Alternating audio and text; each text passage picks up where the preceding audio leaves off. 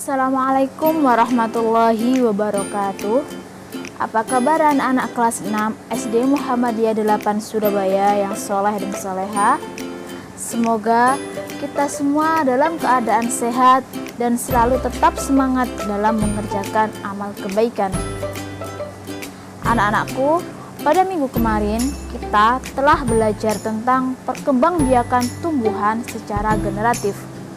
Nah, kali ini kita akan belajar perkembangbiakan tumbuhan secara vegetatif. Tentunya kalian semua masih ingat kan, apa itu perkembangbiakan tumbuhan secara generatif? Ya, benar sekali.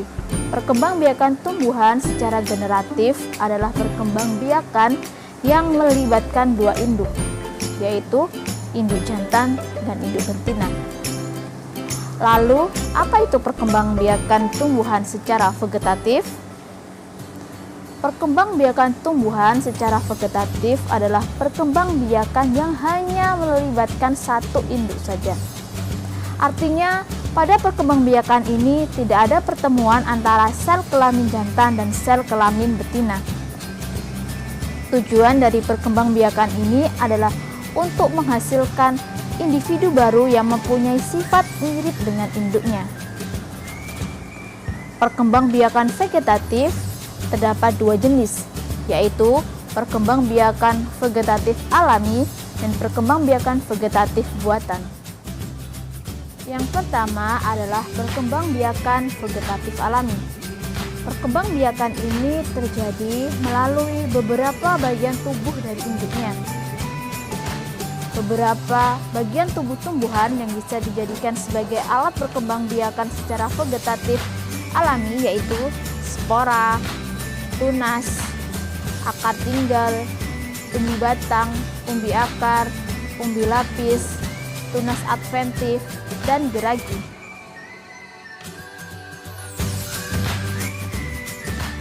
Yang pertama adalah spora. Spora merupakan butiran kecil yang dihasilkan oleh kotak spora. Jika kotak spora pecah, spora akan bertebaran dan jika jatuh di tempat yang sesuai, maka spora akan tumbuh menjadi individu baru. Contoh tumbuhan yang berkembang biak dengan spora adalah tumbuhan paku dan tumbuhan lumut. Pada tumbuhan paku, spora terdapat di bawah daun.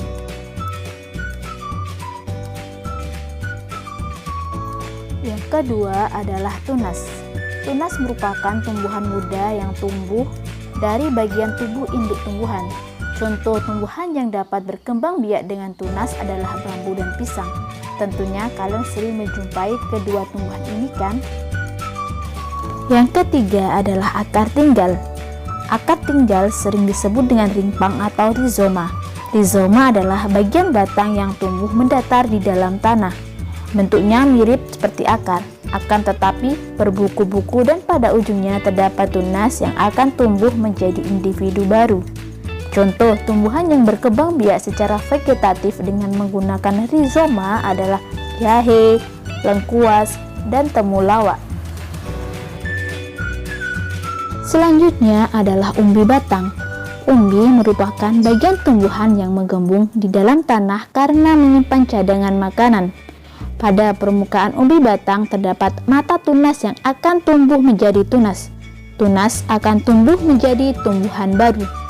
Contoh tumbuhan yang berkembang biak dengan umbi batang adalah kentang, ubi jalar, dan bengkuang. Yang kelima adalah umbi lapis. Umbi lapis merupakan sejenis umbi yang terbentuk dari tumpukan daun yang tersusun rapat. Contoh tumbuhan yang berkembang biak dengan umbi lapis adalah bawang, tulip, dan bakung.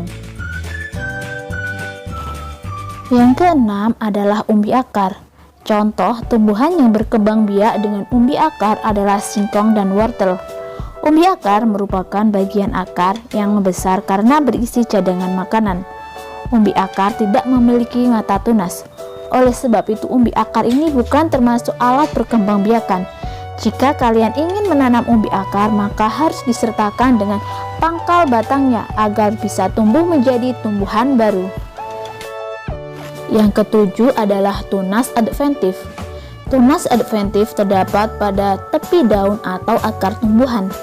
Jika tunas adventif ditanam di tempat yang sesuai, tunas akan tumbuh menjadi tanaman baru. Contoh, tunas adventif cocok bebek terdapat di daun, dan tunas adventif sukun terdapat di akar. Dan yang terakhir adalah geragi. Geragi merupakan batang yang menjala di dalam atau di atas permukaan tanah. Tumbuhan yang berkembang biak dengan geragi adalah stroberi dan rumput teki.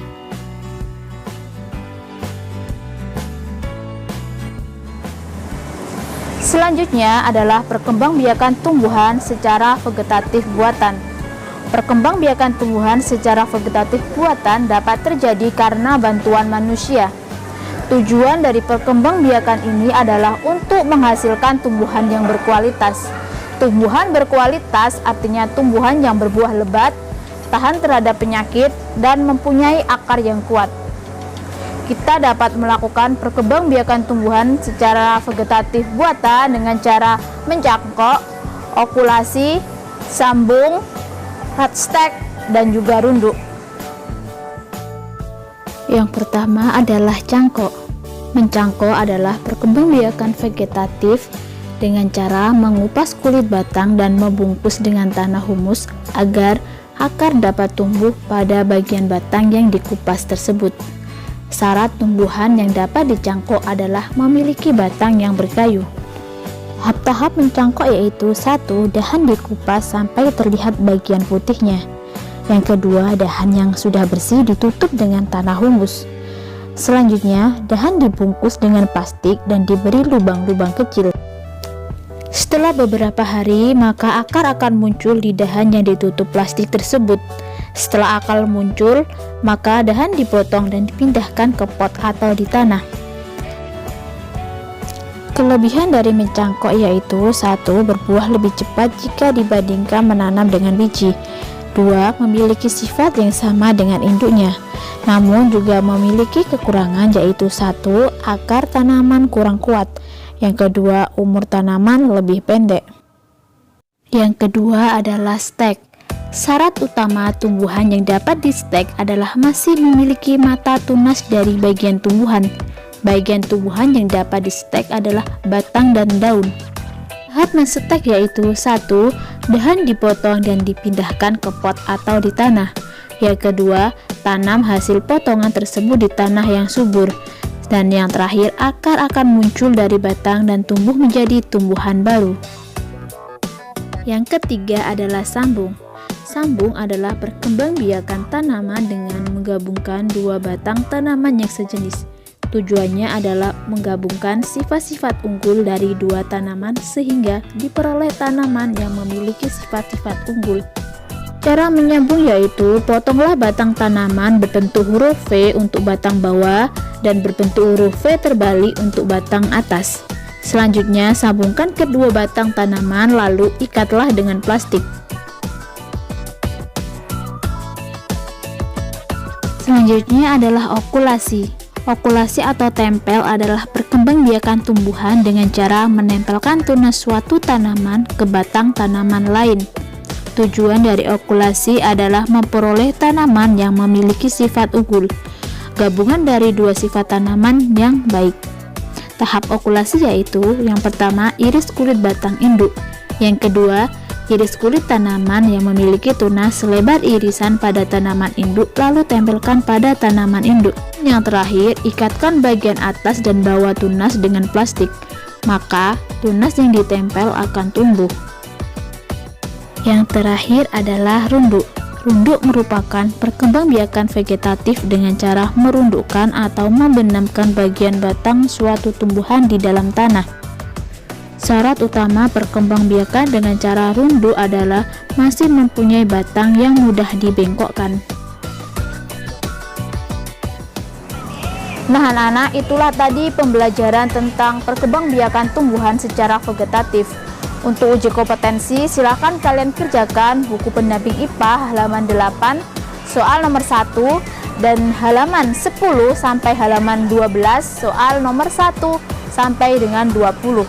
Silahkan kalian kirim ke wali kelas kalian masing-masing.